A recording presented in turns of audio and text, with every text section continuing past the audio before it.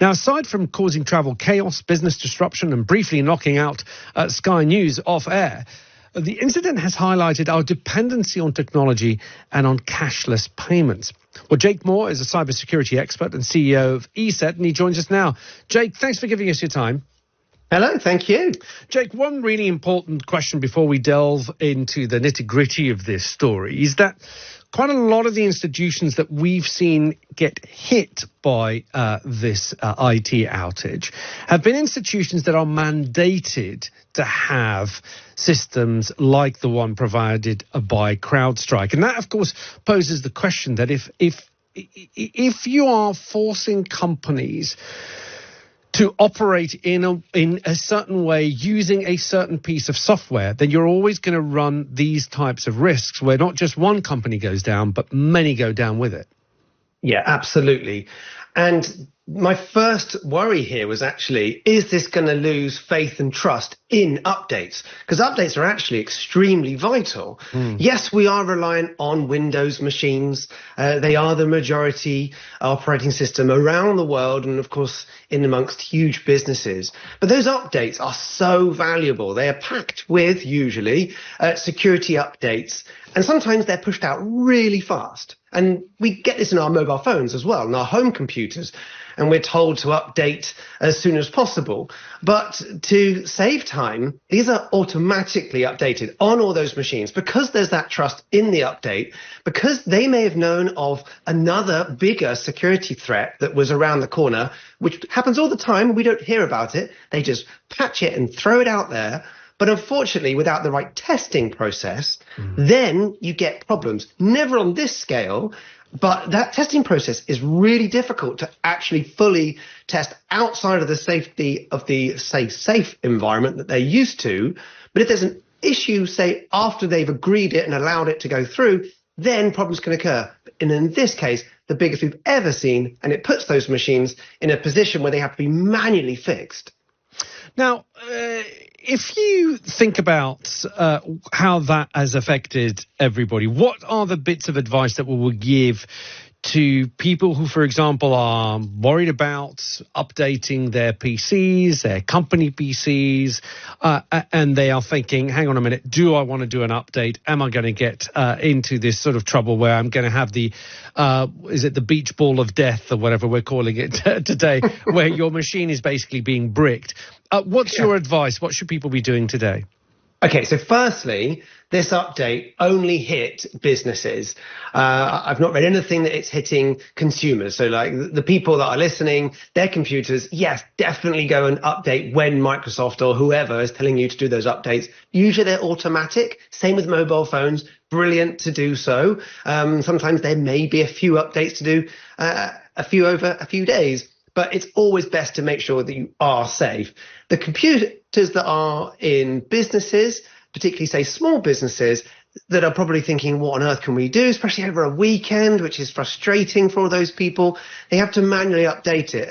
And so there is a fix that is available. It's been pushed out by CrowdStrike. Luckily, they did it pretty quickly. And those people, maybe their IT admins will have to do it. But yes, that fix needs to be, someone needs to sit down with it and actually physically press it through, and it should make the computer come back to as it was, and it'll then be secure as well. Now, this is, of course, the reason behind we're being told today that this update is going to take quite some time. That is because physically terminals have to be switched off and physically turned back on again with someone supervising this. And it's not one of those sort of automated things. Now, another thing that I want to touch on, Jake, I think is really, really important. As with every major event around the globe, whether it is acts of God as they're described, or wars, or whatever happens, something that everybody around the globe gets to hear about, that is music to fraudsters' ears because they have something to go by. And today, the NCSC, the National Cybersecurity Center, have been warning about increases in phishing and fraudsters using this IT outage in order to scam people. What can you tell us about that?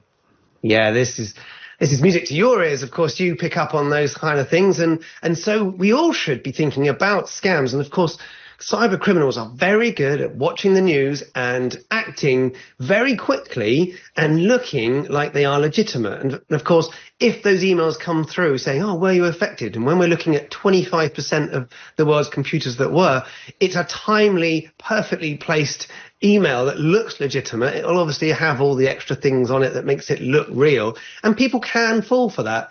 It doesn't take much more than, say, 2 or 3% of people to click through and give away extra details. And that's all that's needed. And that's usually like the estimate of, say, click-through rates that we see with phishing emails. But that can be big business when they're sending this phishing net effectively out over everyone. It can make some serious money. So people really need to be very cautious about what they're clicking on and what data they're giving away, and really think about, should they really be getting an email around this? Probably not. So I think don't be too quick to click, and make sure that you really do remain cautious of absolutely any communication, however it comes through to you. And from what I've understood, Jake, before we go, CrowdStrike is sort of almost a monopoly in the market. And if you are the size of business and the type of business that is regulated to have something like CrowdStrike on your system, a product that protects you from outside attacks, are we worried, or should there be a rethink of perhaps trying to diversify the amount of people who provide these services? So if CrowdStrike make a genuine mistake, which is what seems to have happened this time round, you're not seeing half the planet have to come to a standstill.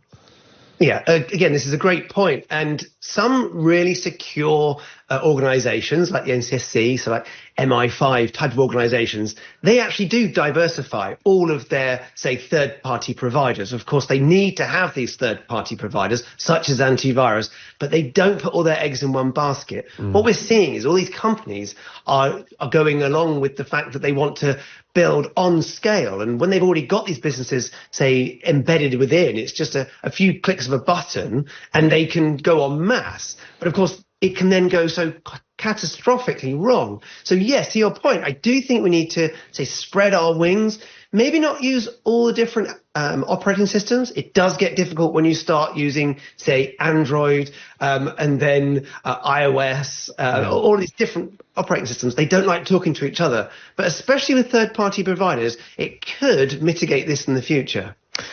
Jake, as always, good to speak to you. Thank you so much. Jake Moore, the cybersecurity expert, CEO of ESET.